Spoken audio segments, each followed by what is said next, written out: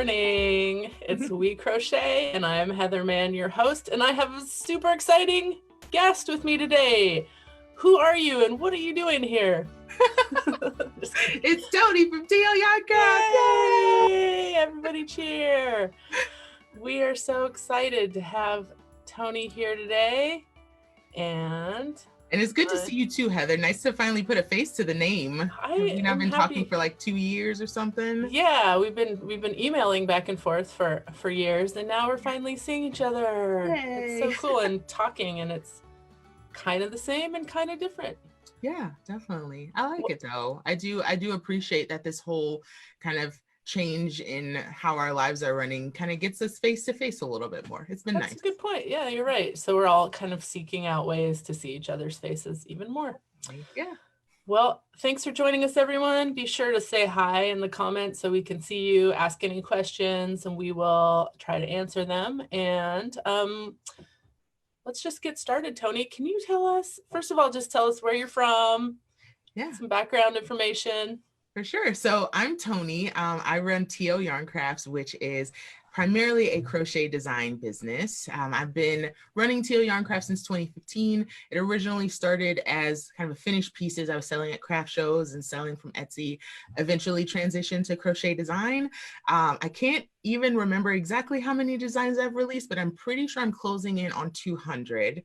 And I am a WeCrochet ambassador, which is so exciting. I remember I originally announced that in one of my YouTube videos and got a ton of congratulations and stuff. And I was like, it's huge. It's really exciting. I love working with this company. But yeah, so I just spend my days full-time crochet designing, running crochet alongs, some content on YouTube, Instagram, Pinterest, all that good stuff. Yep. And everybody all over the internet is always raving about your designs. I always see people say, you need a sweater design? Here's a great one. And it's a link to your blog. So I always get a kick out of seeing those. We're going to have some links in the Facebook Live comments with some of Toni's information. And we have some guests with us. Mara has just arrived. Hi, Mara. How are you? Everyone else, keep saying hi, and let's see what else we can learn. Okay, Toni, tell us about your crochet background. When did you learn to crochet?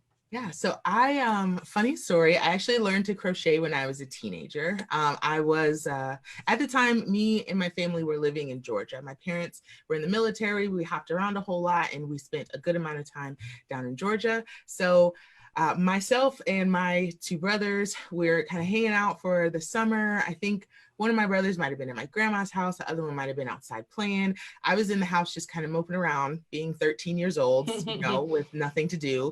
And my mom was just sick of it. She'd had it. She was like, okay, girl, you're like running around my feet. You're getting on my nerves. We need to give you something. My cat today. I need to teach her to crochet. I was basically a cat when I was 13 years old.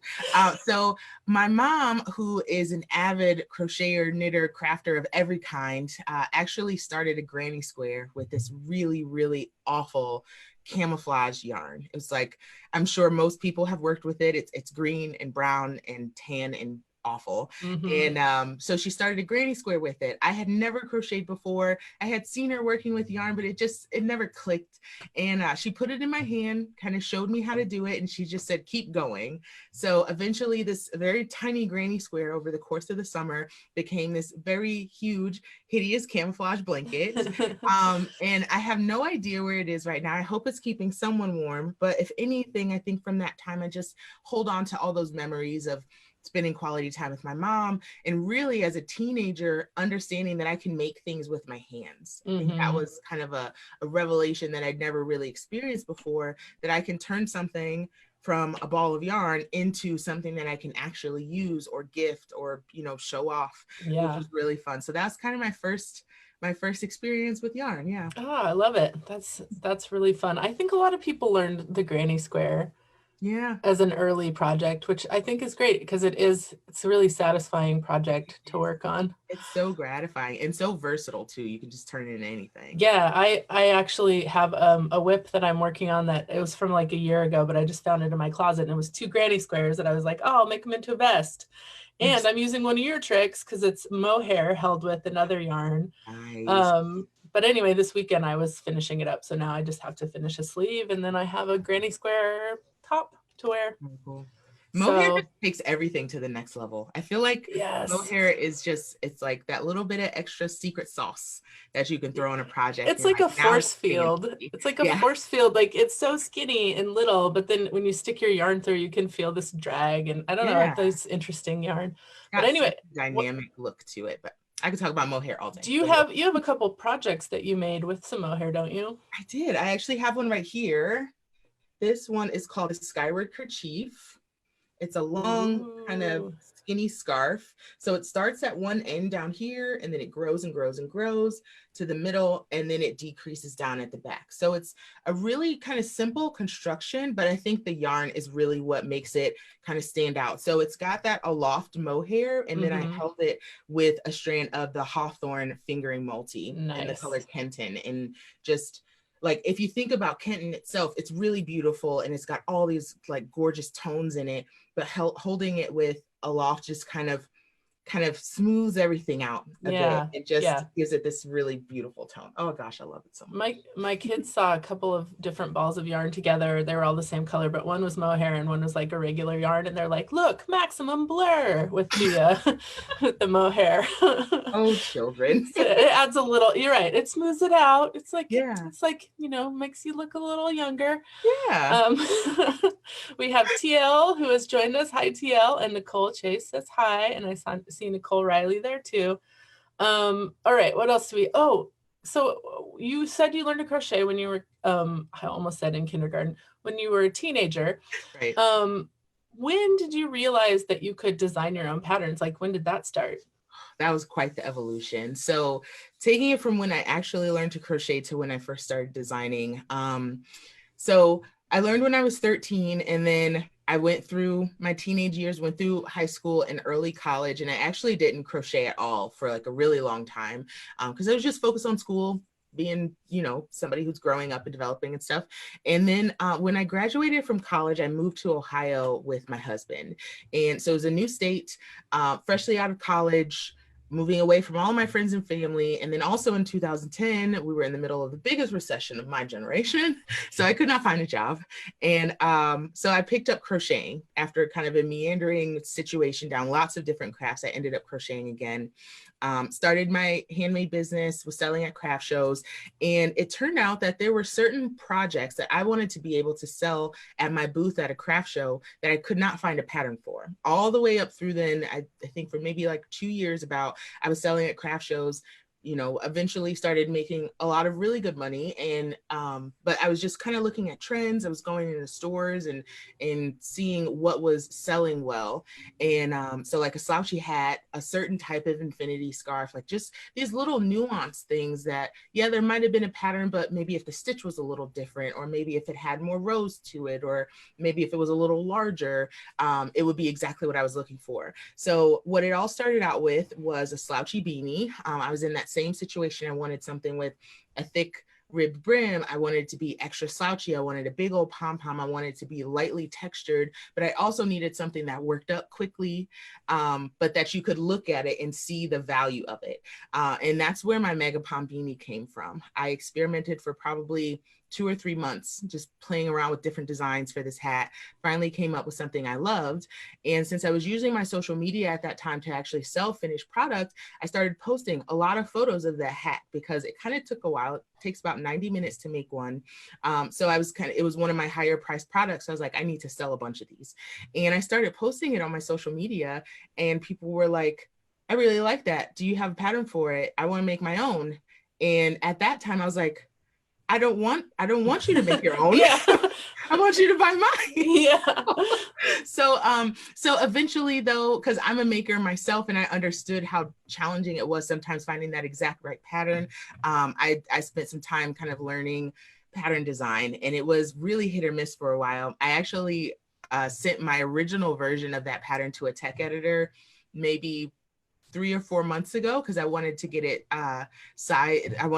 graded in a few different sizes, and she ripped that pattern apart. And I was like, I don't know how people made this back in 2015, but it apparently was really, really bad. So, but I think if anything, I'm grateful that I put that pattern out in 2015, and kind of thrived off my own ignorance because I didn't know how bad it was. So that didn't impede me wanting to still put it out there.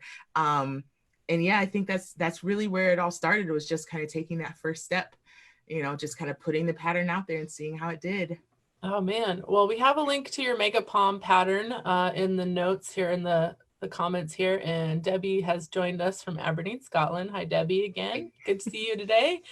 One thing that you said about you were kind of solving a problem basically by designing your own pattern. That's something that really is interesting to me. I like having like a limited resources and being like, how can I use these resources to achieve this objective? So I love that you're like, how can I make this quickly? How can I make it look like I want it to? How can I like limit the time that I'm spending, but make it look like a high priced item? So I think like answering all those questions is a really interesting part of design. Yeah, I think once that creative side kind of joins the business side, when you decide to take it from just making things for friends and family or for yourself and really want to start selling it, there's different factors that come into play. Like when I was just making products for myself and for family, I would use all kinds of colors, all kinds of weights. I was mixing things and everything was one of a kind. Once you get into selling physical product, it's going to get to a point where you're making the same thing over and over and over again. You're selling the same thing over again. So like narrowing down the colors that you use, narrowing down even the types of yarn that you use. I think at one point I was only using 2 different kinds of yarns for everything that I was selling in my booth. But that really streamlined the process so I could buy in bulk. I could buy a lot of the same colors. I always knew that I had plenty of yarn on hand, so that the business side kind of took over some of that creator side. And eventually I will say I did get kind of burnt out on craft shows. It's a lot of work, so much work, but it was super rewarding having somebody come up and, you know, grab the things that you made, try it on and really fall in love with it. And hearing some of the stories about, you know, who people were gifting things to, and, you know, it was a great experience. Yeah. Do you have any quick tips for anyone out there who might be selling their crochet items? Is there anything that you've learned that you can pass on? For sure. I think there's definitely a different market between selling in person and selling online, for sure. For selling at markets, I think, like I said, really streamlining that process is super important. It's good for your sanity and mental health to just know exactly what you need to make that certain amount and go out to shows. Really narrowing down the number of products that you have at a particular show is important. At the beginning of every season, I was like, I'm going to have maybe these 2 scarves, these 2 cowls, these 2 hats, and then like a few like small grab and go items. So narrowing that down always made prep for the next show a lot easier because I could always look at my inventory, see what I was missing, and just fill those holes again. For folks that are selling online, I think what's going to be really important is having really good photography. It pays off because that's how people see your product the first time. So they can see the quality of it, and then also being able to see the styling and really envisioning themselves or whomever they're buying it for in your pieces is going to be super important. Like that's their first impression. I think pricing is super important.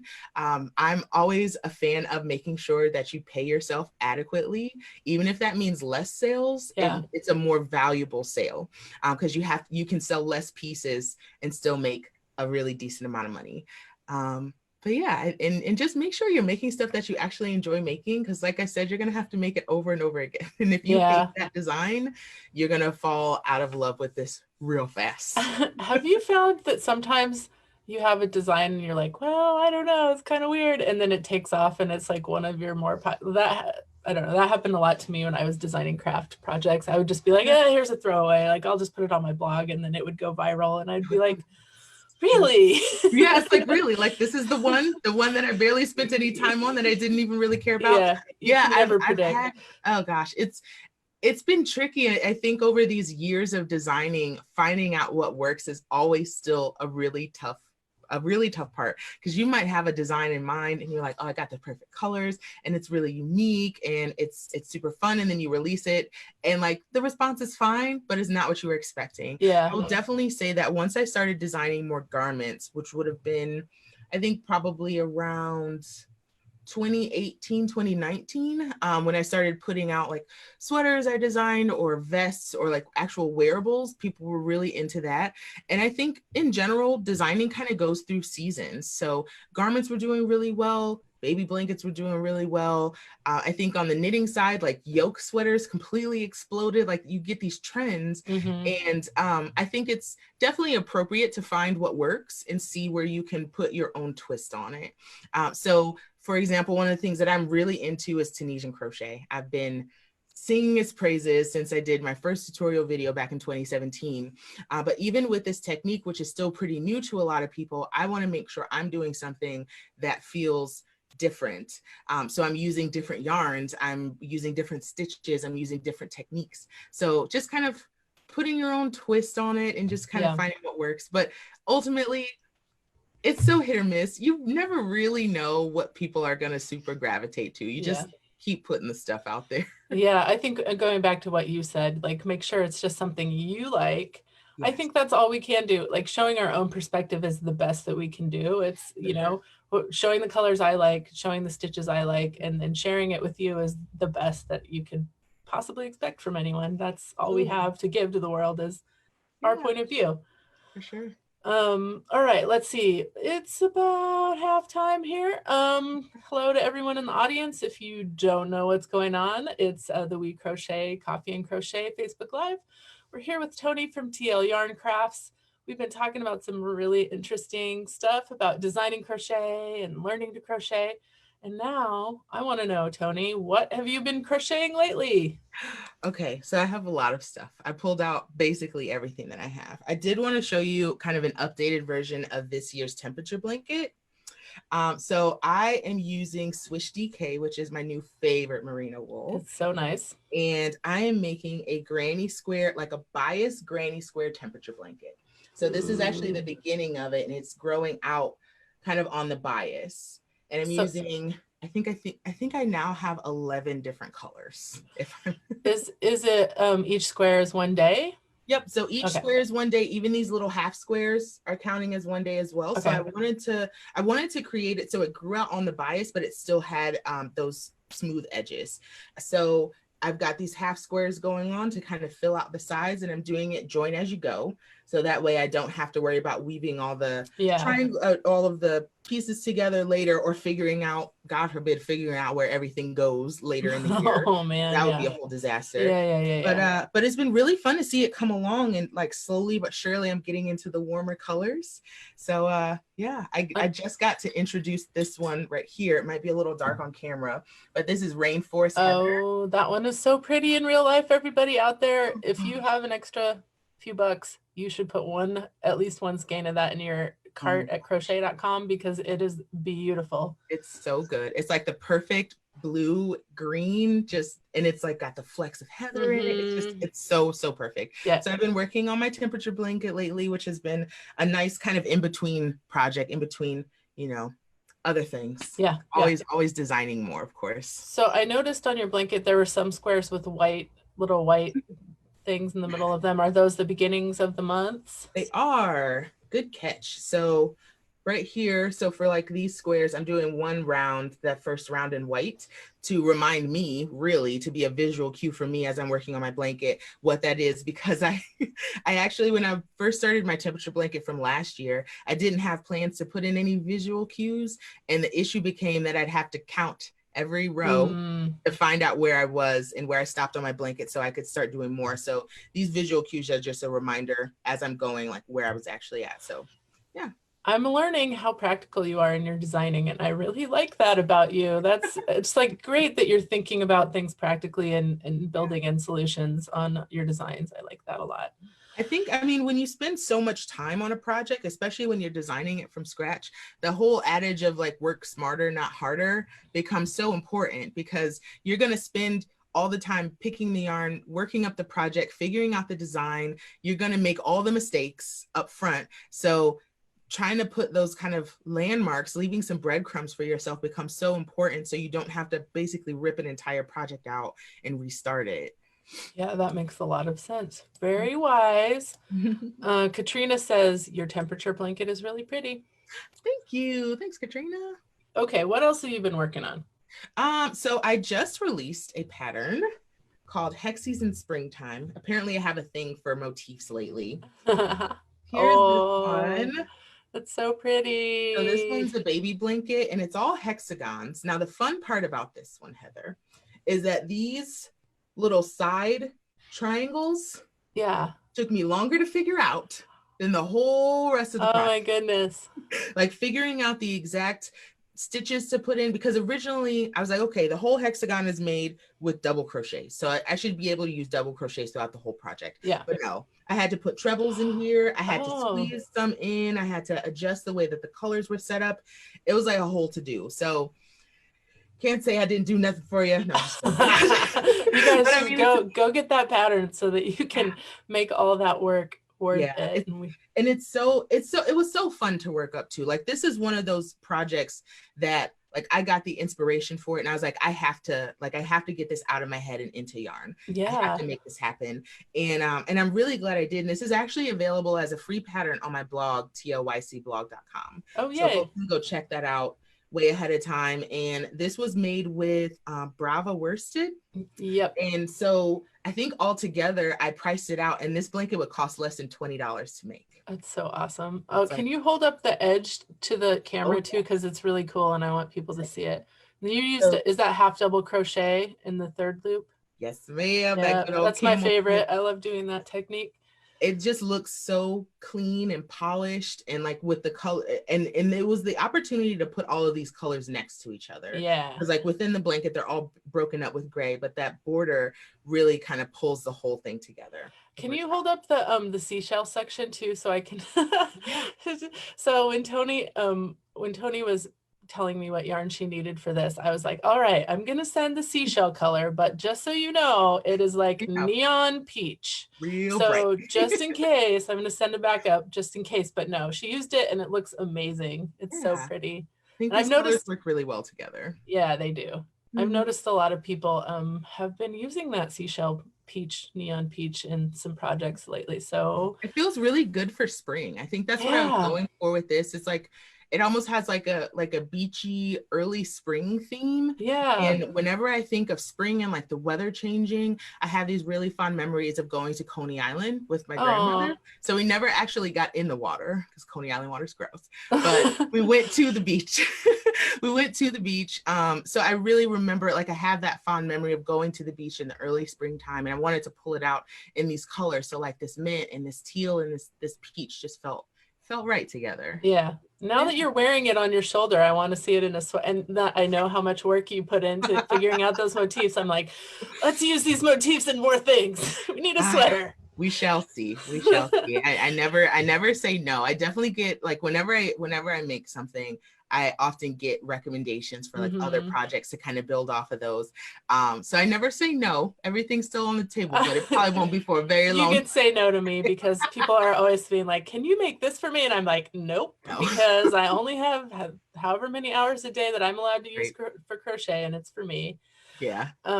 November says, beautiful blanket, Toni. Regan says, when you're designing, do you start with the color palette or do you think of something you want to do and find the colors needed for it? Good question. That's a really, really good question. So it's kind of like a chicken and egg type situation, right? With designing. So it depends on the project.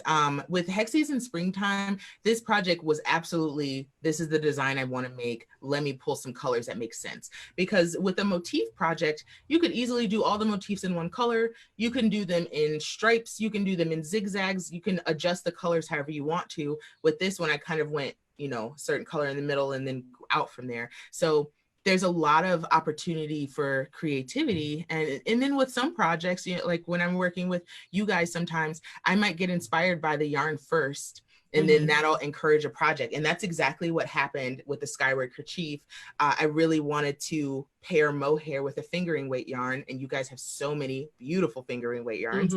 So this one was inspired by the yarn. So it can really go either way. I think if anything, it's most important to leave yourself open to let inspiration come from wherever when you're designing, for sure. And going back to what we said earlier about just you being you and you doing you, like I think it's just different for everybody. So whatever sparks an inspiration, follow that spark. Definitely. Nicole says, I just used the seashell color in one of my latest patterns. Love it.